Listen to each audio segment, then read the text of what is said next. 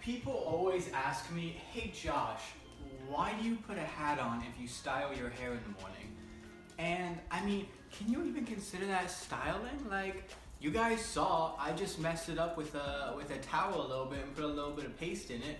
So I don't know, I figured, a hat might be just the thing to help me tame my hair in the morning while also keeping a nice, presentable, and cool look while living in the hot, hot, hot state of Florida. So while sometimes the hat is a good style option and something that can always help to wrap an outfit together, it's just not a style item that I'd say is always essential. Now, if you are any ethnicity with just coarse, poofy hair, or you live in Florida, or you live in any state where it just always rains, it's hot, it's sunny, it's windy, and you don't really feel like dealing with your hair all day, you just want it to look good, you want to still look good, but you don't want it to be a distraction, then I would recommend the hat for any option like that. However, it is not an essential like a shirt or a watch. Now, today is a laundry day, which means that this is not a traditional outfit I would usually wear. I mean, I can't lie, I still look good in it, but it's not something you're gonna typically find me in, especially recently in these Florida weather. It's been raining, it's been hot while it's raining, and I just wouldn't recommend wearing anything with long sleeves, even if you roll them up. But on days where you are doing laundry, but you still have to move, something that's light, open, and overall stylish should still work.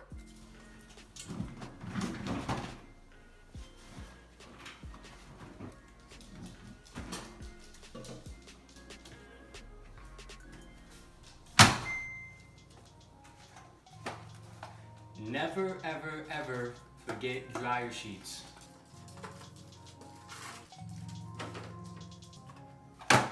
And never forget to clean your lint catcher unless you want to wake up to a house that's on fire. Clean it.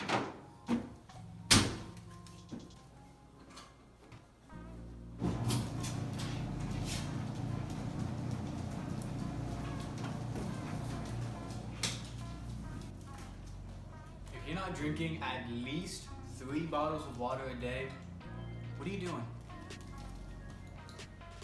Now, this right here is what I primarily use to edit. This is my daily driver laptop. This is a Dell Inspiron i7 something. It's super complicated, like the name, it's just, why couldn't it just be like the MacBook or something? And speaking of a MacBook, now you guys can realize what my issue is. This computer is a gaming computer. That's what it's made for. It's made to play games as an i7 and NVIDIA chip, everything. But I also bought it because I was confident that it would be able to help me edit videos from when I record on the iPhone or with my DSLR. But I've had it for maybe a year or two now, and it's just slowing down. It's so loud. It doesn't even fit inside of this backpack. It's a 15-inch screen. This is like a 13-inch backpack. So right now, I'm actually looking at the Apple Education Store, and I'm trying to decide between a MacBook Air and a MacBook Pro.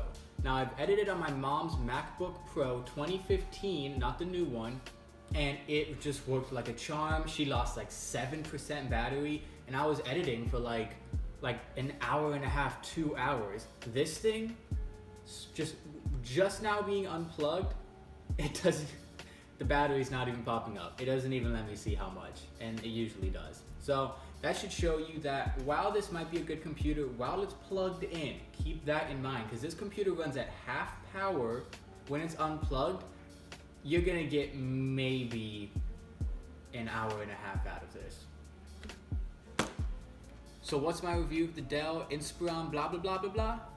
I would skip out on it for now, because right now, the money that I spent on this, I'm now trying to make that money up again so I can buy either a MacBook Air or a MacBook Pro for, that I can edit videos on, that won't die immediately, isn't gigantic. I mean, this thing is like 5 or 7 pounds, which again doesn't sound like a lot, but when it's in your book bag and you carry it around all day, that is an issue. And did you hear how quiet it got? Other than the dryer going in the background, all of that background fan noise was this. This is a very, very, very, very, very loud laptop. And the MacBook Pro, again, flawless editing. It wasn't loud, it didn't get hot, it didn't lose a lot of battery life. So even though I've always been a Windows guy, I've never even owned a MacBook, ever. I've always had a PC. It might be time to change. And you know, I just realized I haven't even shown you guys a ton of footage from this. The only part of this that was filmed on this Nikon D3100 camera was the opening shower. That is literally it.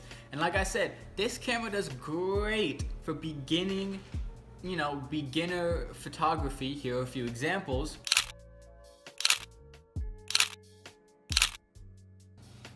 But it lacks when it comes to video, so I'm gonna do some minor shooting inside the house, maybe of my dogs or something, because they're loud, they're part of this, and they're gonna be in it. So, look forward to that. Switching now.